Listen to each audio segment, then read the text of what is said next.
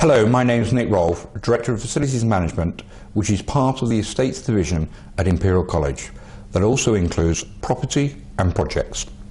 Collectively, the Estates Division has responsibility for managing all of the buildings, campuses, which make up the Imperial College and includes functions such as design and construction of new buildings, building refurbishments, collection of waste and recycling, cleaning, security, fire management, planned and reactive maintenance.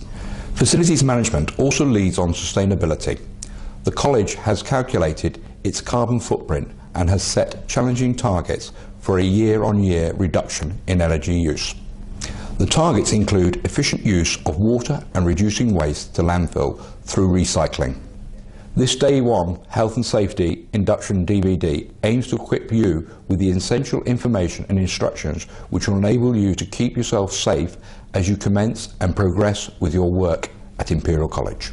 We believe that health and safety legislation is not about stopping you from going about your work, but ensuring that you do so in a safe manner. The theme running through this DVD is SOS, which stands for See It, Own It and Sort It.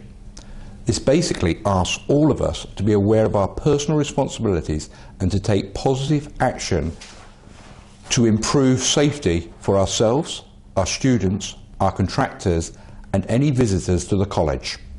We in the Estates Division are committed to providing a quality environment in which the college can conduct its business, but this will only be achieved if we are all clear about our shared responsibilities when it comes to health and safety. We take our health and safety responsibilities very seriously towards you, and as responsible people we expect you to do likewise for yourself, colleagues and other people you meet whilst at work for Imperial College. Whether you are a member of Imperial College staff or a contractor, you are required to view this DVD and then, through completion of the questions in the associated workbook, demonstrate you have acquired the necessary knowledge to keep yourself safe. Now please select the version that applies to you, but before doing so remember that you will need your workbook and a pen and to follow the instructions on the screen. The course will take you approximately 30 minutes to complete and we hope you enjoy it. Your manager will check you have completed this training and discuss with you any issues which arise. Good luck and remember, see it, own it and sort it. Health and safety legislation places a number of responsibilities and duties on Imperial College to ensure, so far as is reasonably practicable, the health, safety and welfare of its employees, contractors, students and visitors to any of its workplaces. Imperial College is also required to have an up-to-date health and safety policy in place which spells out roles, responsibilities and duties of all staff. The college has a legal duty to both conduct and record risk assessments, and in response to the findings ensure suitable arrangements are in place to manage health and safety. Two words that are frequently used and sometimes incorrectly are hazard and risk. A hazard is anything with the potential to cause harm or injury, and a risk is a likelihood of it occurring. So when you hear these terms, you will be clear in your mind as to what they mean. The college then has a duty to share the findings of those risk assessments with you and to provide you with information, instructions, training and supervision to ensure that you are kept safe. The college has an ongoing duty to ensure it monitors the effectiveness of its health and safety policies and procedures.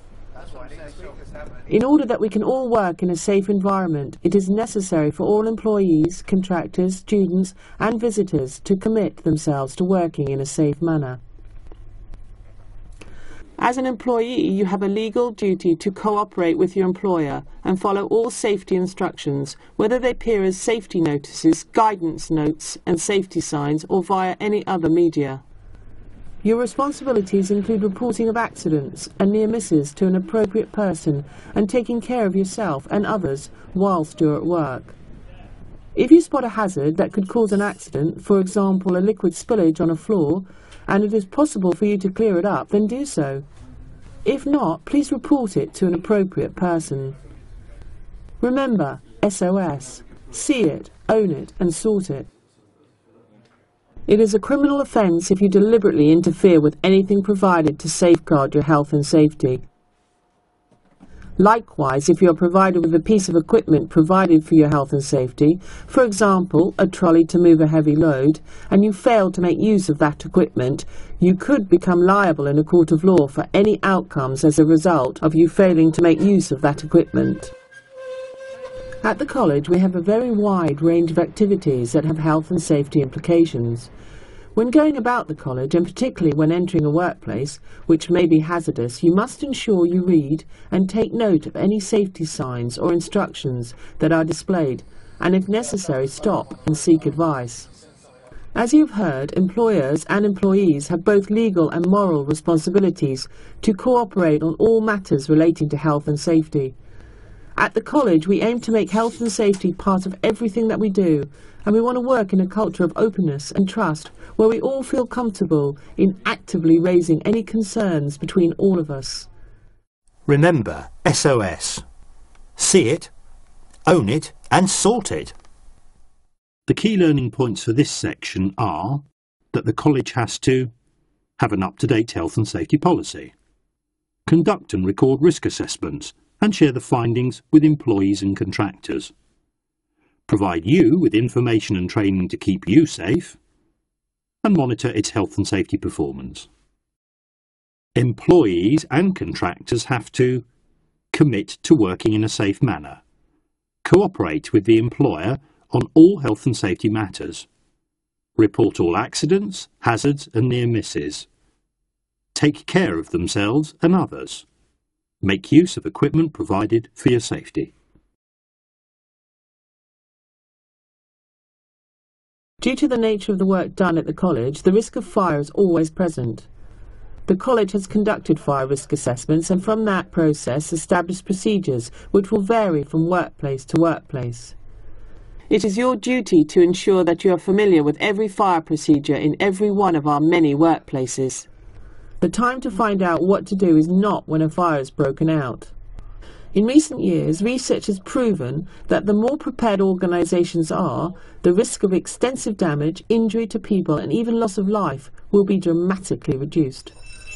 So what you must be able to do in each workplace is to be able to raise an alarm using a break glass, be able to recognise fire signs, for example crawl point and fire exits, be able to recognise the alarm tone in that workplace, understand the do's and don'ts when hearing the alarm, proceed quickly but orderly to the nearest exit, and it must be emphasised the nearest and not the one you are most familiar with. Do not stop to collect personal items and do not carry hot drinks out of the building. You must know where the assembly area is and remember that you are responsible for the safety of any visitors with you. If a colleague or a visitor has a disability, special consideration must be given to how and where they are to be evacuated to. If you are somebody who is specially trained to use a fire extinguisher to tackle a small fire, then this should only be done after the alarm has been raised, the area has been evacuated, you are not at risk from smoke inhalation, and you have a clear exit to escape from the fire. Remember, SOS. See it, own it and sort it. The key learning points for this section are that the college has conducted fire risk assessments for all workplaces and everyone must know how to raise an alarm and recognise fire signs, recognise the alarm tone and be familiar with escape routes, understand the do's and don'ts, know where the assembly point is, know how to assist a person who has a disability, only fight a fire if specially trained to do so.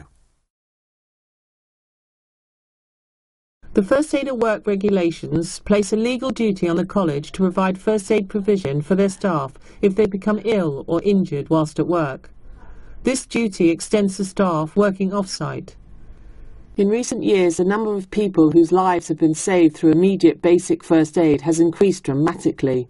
It is therefore essential that you are clear about what to do in an emergency. The college has a large network of people specially trained to deal with an emergency, and on raising the alarm, the system is designed to get help to you very quickly. The time to find out what to do is not when you are confronted with an emergency which could be life-threatening. You must know what to do in the event of injuring yourself, how to seek help if you find another person taken ill or injured, know the number to dial to seek emergency first aid, know who in your immediate work facility is qualified to provide first aid.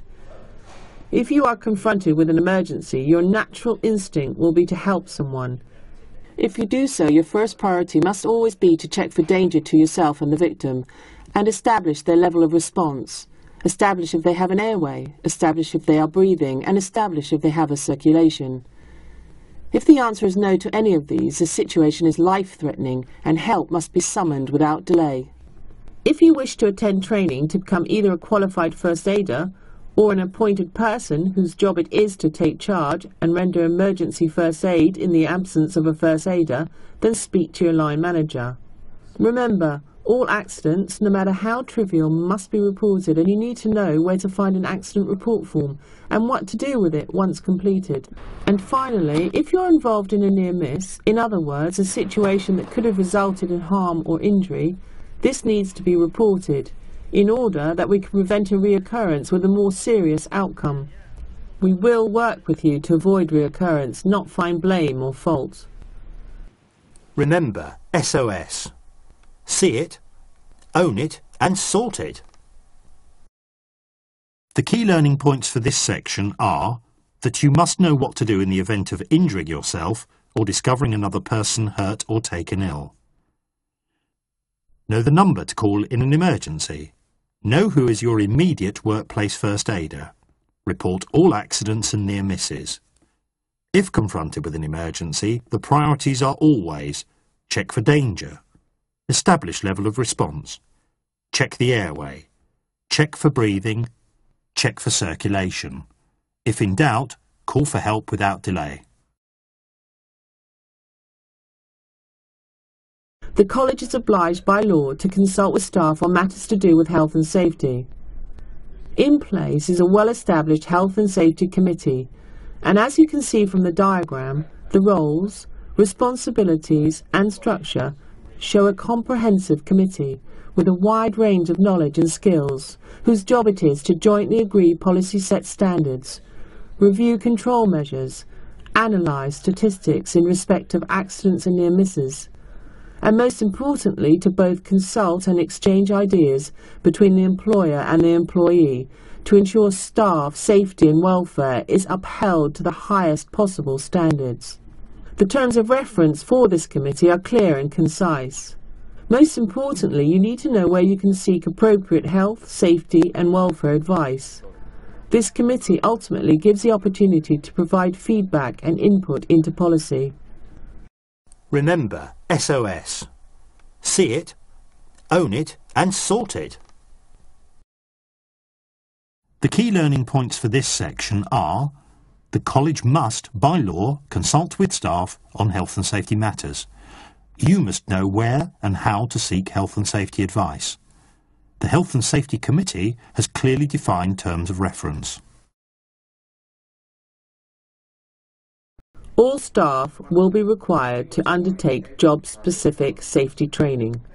The training you will receive will be based on the findings of the risk assessment, which the employer is obliged to complete.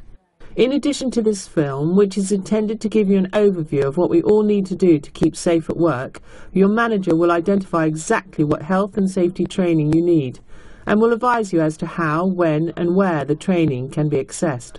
As a general rule, you must not operate any piece of equipment, machinery, use any chemical or substance, or perform any other hazardous activity without having received appropriate safety training first. However, a common sense approach will need to be adopted to enable you to go about your work undertaking very low risk activities. You will be required to undertake month 1 safety training, called MOST, in the first 4 weeks of your employment.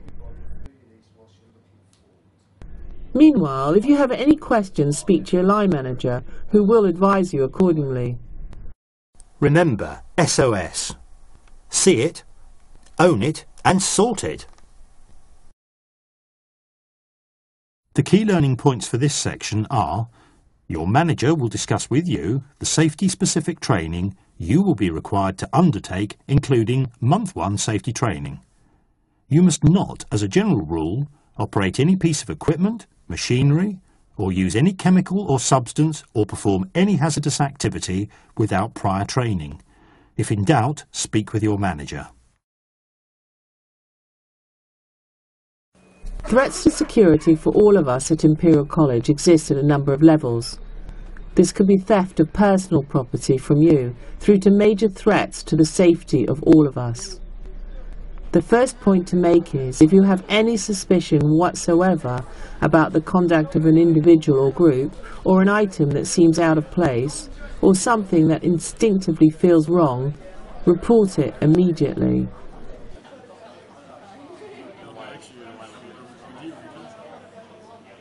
Some parts of the college have very high levels of security, and strict adherence to the security and access for these areas must be followed. You will be issued with a personal ID badge which will provide swipe access to the areas of the college you will need to access. The college has policies in respect of the use of CCTV and access control. You must familiarise yourself with the use of red, amber and yellow access control. Additionally, you need to know to whom and to how to report an apparent breach of security in an emergency, and also to alert the college to any other issues that are of concern to you. Remember, SOS. See it, own it and sort it. The key learning points for this section are: threats exist at either a personal or college-wide level. You must comply with the access control system. You must know to whom and how to report any security concerns. Any suspicions about an individual or a group, report immediately.